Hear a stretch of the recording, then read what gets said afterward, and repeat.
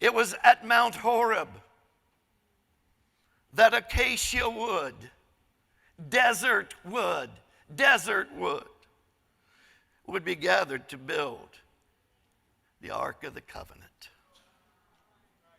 Desert wood was gathered to build the altar of God.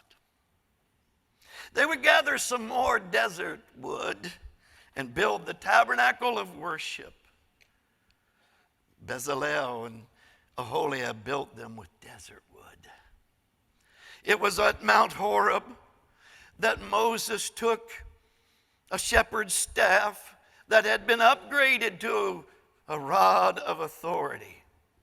And he stretched it at those granite walls at God's command. And a river gushed out of it to provide water for 1 million people and all of their livestock. Who knew? Who knew? There was a river under that mountain.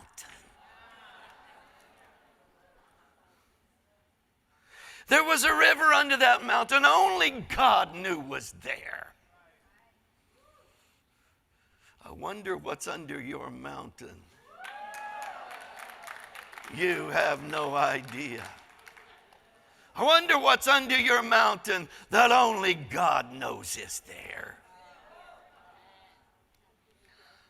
It was on Mount Horeb that Joshua, Moses' servant, began to be mentored and trained to lead God's people into the promised land yet another 40 years later.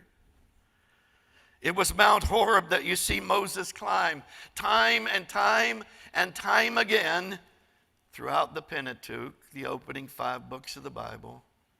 It was Mount Horeb that Moses climbed to hear from God for the people. It was at Mount Horeb that God appeared to a hopeless, despairing maid named Hagar. She had been cast out from her family. But God appeared to her saying, don't worry, Hagar, I will take care of you, and I will take care of young Ishmael.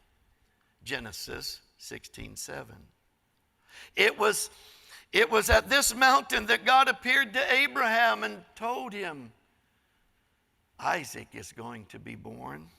It was also on Mount Horeb that God stopped Abraham from sacrificing Isaac, providing a ram for sacrifice in his place, picturing, of course, the substitute that Jesus would become, our lamb slain.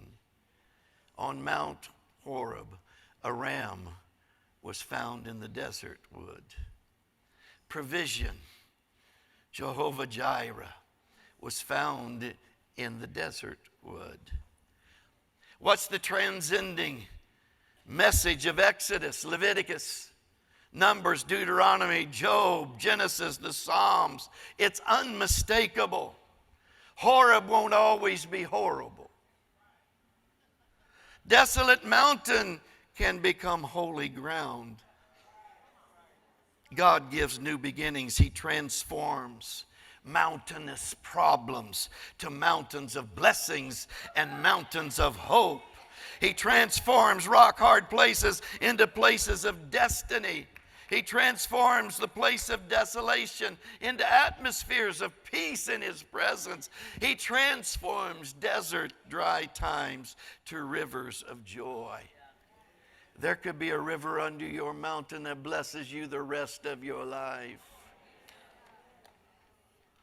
He transforms failures into training for reigning. He transforms the times when we blow it into learning skills for the future. And He burns up our failures at Mount Horeb. He burns up our failures, consuming them with hope that opens doors of new opportunities that we thought were forever lost.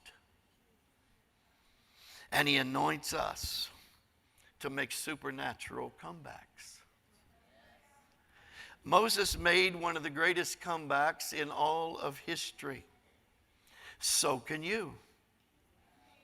In this greater era of glory, in this time of hovering glory, supernatural comebacks are now available. Some of you are going to make some of the greatest comebacks that have ever been seen.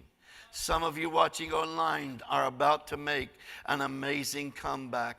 There are ministries that are about to make an amazing comeback. There are ecclesias that are about to make an amazing comeback. Horeb won't always be horrible.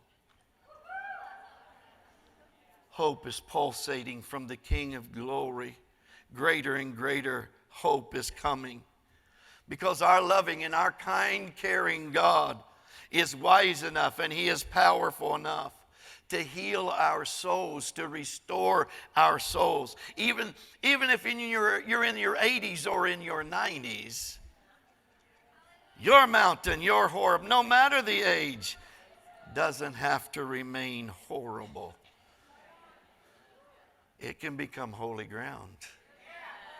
The God of all hope can transform into a mountain of blessing. His fiery presence consumes our failures with hope that calls us to a new beginning.